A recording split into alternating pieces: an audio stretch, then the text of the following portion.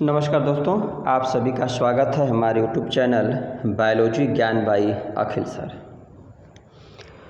आज हम लोग बॉटनी के एक नए टॉपिक के बारे में जानेंगे जिसका नाम है राइजोफोर ऑफ सेलेजिनेला। एग्ज़ाम में morphological nature of rhizophore of Selaginella करके कई बार एग्ज़ाम में पूछा हुआ है 5 नंबर में, और ये अति महत्वपूर्ण है। महत्वपूर्ण इसलिए है कि सेलेजिनेला की कुछ जातियों में स्टेम से जहाँ पर डाइकोटोमी, जहाँ पे बाइफरकेट ब्रांचिंग होती है, वहाँ से एक स्ट्रक्चर जो डेवलप होता है जो डाउनवर्ड नीचे की तरफ ग्रो करता है, उसी को राइजोफोर कहा जाता है। और तमाम सारे जो वैज्ञानिकों में इस बात का मतभेद है। कुछ वैज्ञानिकों का ग्रुप मानता है कि ये जो राइजोफोर है नेचर में रूट है या इसका मॉर्फोलॉजिकल नेचर रूट है। कुछ वैज्ञानिकों का ग्रुप मानता है कि यह स्टेम है, और कुछ वैज्ञानिकों का ग्रुप मानता है कि न तो यह स्टेम है न तो रूट है। तो आज के वीडियो में हम लोग यही जानेंगे कि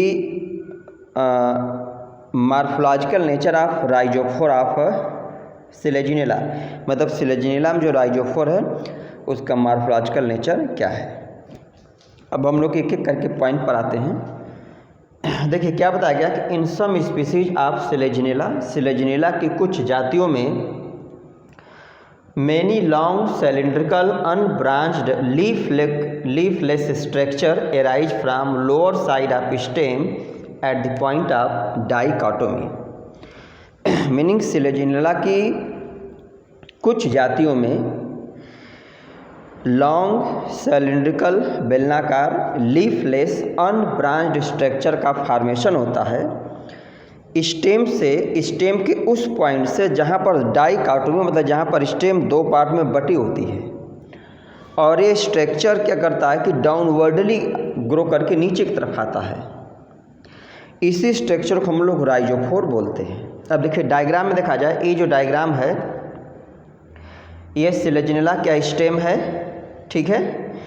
इसमें अब देखिए ये स्टेम है और यहाँ से तमाम सारी जो लेटरल ब्रांचिंग निकली है, तो डाइकोटोमी मतलब जहाँ पर क्या हो, ब्रांचेस दो पार्ट में डिवाइड हो, जैसे एक पॉइंट है और यहाँ पर, तो यहाँ से एक जो लीफलेस स्ट्रक्चर हैंग डाउन हो रहा है नीचे की तरफ डाउनवर्डली, इसी को हम लोग क्या बोलते हैं, राइजोफोर। ये लीव्स हैं और रूट, और वहाँ पर स्टेम को दिखाया गया है। तो इसी लीफलेस स्ट्रक्चर को हम लोग क्या बोलते हैं, राइजोफोर बोलते हैं।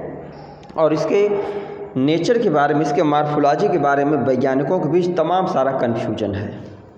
It grow downwardly bear tuft of adventitious roots. जैसे बताया गया कि जनरली डाउनवर्डली नीचे की तरफ ग्रो करता है, और ग्रुप में या गुच्छे के रूप में इसमें क्या होता है कि एडवेंटिशियस रूट इसके डिस्टल एंड पर, दूसरे एंड पे पाई जाती है। अब आगे हम लोग आते हैं। Morphological nature of rhizophore is डिवेटेड का मतलब क्या था, विवादास्पद। मतलब इसका जो मॉर्फोलॉजिकल नेचर राइजोफोर का क्या होता है, वैज्ञानिकों में तमाम इस पर विवाद है। मतलब सभी वैज्ञानिक जो हैं एक मत नहीं है। तो यहाँ पर 3 वैज्ञानिकों का ग्रुप है। कुछ लोग मानते हैं कि ये रूट है, उसका तर्क देते हैं। कुछ लोग मानते हैं कि स्टेम है, उसका तर्क देते हैं। और कुछ लोग मानते हैं कि स्टेम और रूट दोनों के बीच की इंटरमीडिएट अवस्था है। अब देखिए हम लोग एक एक करके जानते हैं।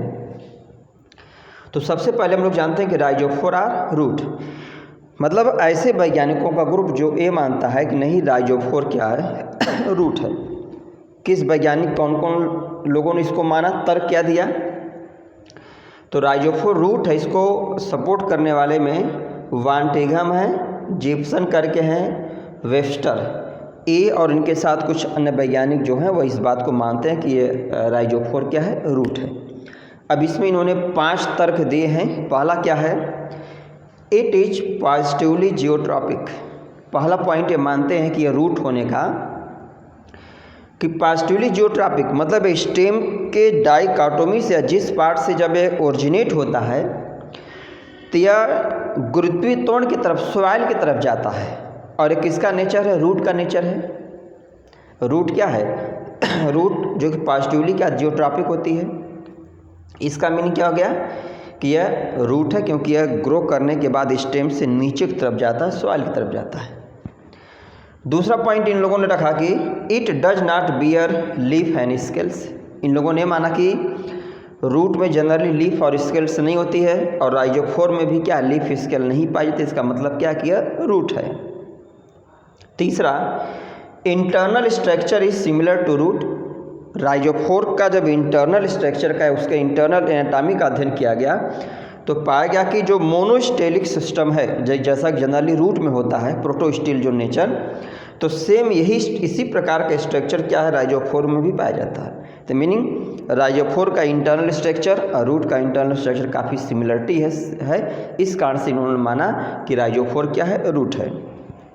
चौथा तर्क इन्होंने दिया, a distinct root cap present at the apex. इन वैज्ञानिकों के लोगों का यह मानना था कि राइजोफोर के टिप रीजन पर, अपेक्स रीजन पर एक रूट कैप, एक कैप लाइक स्ट्रक्चर पाया जाता है जिसको हम लोग रूट कैप कह सकते हैं। तो मीनिंग क्या हो गया, अब रूट कैप क्या है, रूट के एपिकल रीजन पर ही पाया जाता है, रूट का फीचर, इस आधार पर उन्होंने कहा कि रूट है। और पांचवा पॉइंट है, auxin translocation similar to root.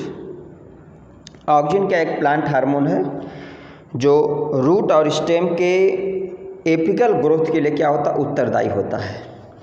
तो रूट और स्टेम में ऑक्जिन हार्मोन का ट्रांसलोकेशन जो होता है वह अलग अलग रेशियो से, अलग अलग दर से होता है।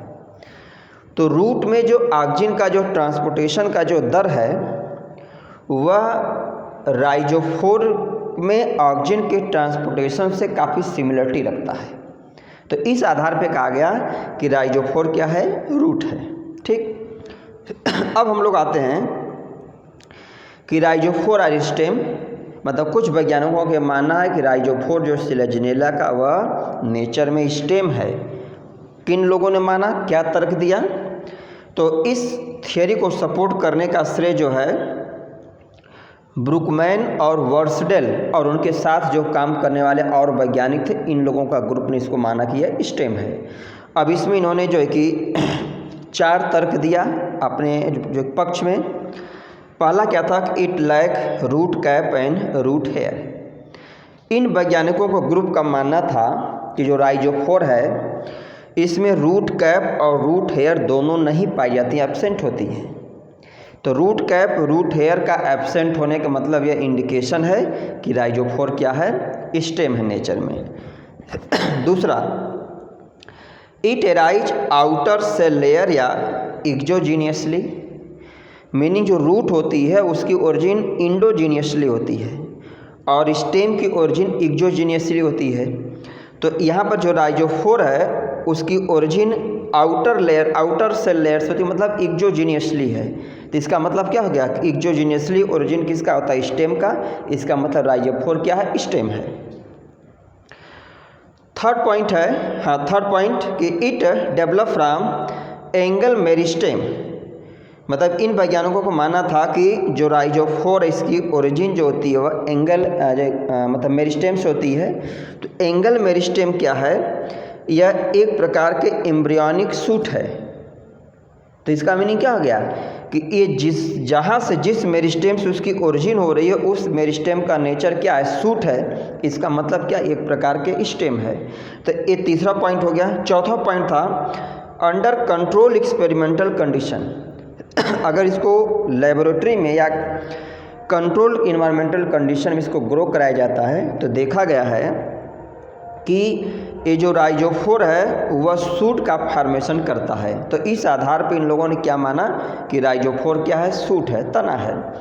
अब एक तीसरा ग्रुप जो वैज्ञानिकों का तो मानता है कि आर्गन सू जेनेरिस, आर्गन सी जेनेरिस थियरी। मीनिंग इसका यह है कि जो राइजोफोर है न तो रूट है न तो स्टेम है, बल्कि एक स्पेशल इवोल्यूशनरी ओरिजिन है। और यह जो है कि बेसिकली इसका काम क्या है, तो यह एक तरीके से जो वीक स्टेम होती है उसमें यह सपोर्ट देने का काम करता है। तो देखिए ये जो तीसरा जो थियरी था या तीसरी जो मतलब हाइपोथेसिस थी आर्गन सी जो कि जेनरिस, इस थियरी को जो है कि बावर और गायबेल करके वैज्ञानिक थे, इन लोगों ने जो है कि इस थियरी को सपोर्ट किया और उन्होंने क्या कहा कि it intermediate between root and stem, यह रूट और स्टेम के बीच इंटरमीडिएट कंडीशन है। सर्व टू एंकर प्लांट, मतलब यह प्लांट को एंकर करने का, खड़ा करने का काम करता है, या ये कहें कि mechanical support to weak stem, मतलब जो वीक स्टेम है उनको मैकेनिकल सपोर्ट देने का काम करता है। तो ये तीसरे ग्रुप का मानना था कि क्या है, न तो रूट है न तो स्टेम है, बल्कि इवोल्यूशनरी पॉइंट ऑफ व्यू से अगर देखें तो एक अलग संरचना है, स्पेशल संरचना है जो विशेषकर प्लांट के वीक स्टेम को सपोर्ट देने का काम करती है। तो अगर हम लोग आज के वीडियो को समरी ग्रुप में देखें तो राइजोफोर ऑफ सिलेजिनेला या सिलेजिनेला के राइजोफोर का मॉर्फोलॉजिकल नेचर क्या है, कई बार एग्जाम में पूछा, अति महत्वपूर्ण है इसके इस दृष्टि से। तो सिलेजिनेला क्या है, एक जो कि टेरिडोफाइट है। सिलेजिनेला के कुछ जातियों में देखा गया है कि स्टेम से, जहाँ पर स्टेम की ब्रांचिंग होती है, डाइकोटोमी होती है, वहाँ से कुछ स्पेशल स्ट्रक्चर ओरिजिनेट होते हैं और स्पेशल स्ट्रक्चर वर्टिकली नीचे की तरफ ग्रो करते हैं, और इस स्पेशल स्ट्रक्चर को ही राइजोफोर नाम दिया गया। और इस पर वैज्ञानिकों में तमाम सारा मतभेद देखने को मिला। कुछ वैज्ञानिकों को मानना था कि ये स्टेम है, कुछ लोगों का मानना है कि यह रूट है, कुछ लोगों का मानना है कि यह न तो स्टेम है न तो रूट है, बल्कि इन दोनों के बीच की एक इंटरमीडिएट अवस्था है। तो अगर एग्जाम में एक प्रश्न 5 नंबर में आता है तो हम लोग इसको पहले इसके बारे में, इसकी डिफिनीशन, कुछ स्पेशल फीचर का जिक्र करेंगे, फिर लिखेंगे कि किन किन वैज्ञानिकों का मानना है कि यह स्टेम है, किन किन वैज्ञानिकों को मानना है कि यह रूट है, और किन वैज्ञानिकों का मानना है कि यह रूट स्टेम नहीं बल्कि इन दोनों के बीच की इंटरमीडिएट अवस्था है। ठीक है, तो इस पूरे पॉइंट को हम लोग ऐसे सिंपली इसको समराइज करेंगे। तो ये था आज का वीडियो। उम्मीद है वीडियो आप लोगों की पसंद आएगी, अच्छी लगेगी। हाँ, वीडियो आप लोगों को पसंद आती है, अच्छी लगती है, चैनल पे आप अगर हमारे नए हैं या चैनल को अभी तक हमारे सब्सक्राइब नहीं किए हैं तो चैनल को हमारे अवश्य सब्सक्राइब करिए, अधिक से अधिक शेयर करिए। धन्यवाद।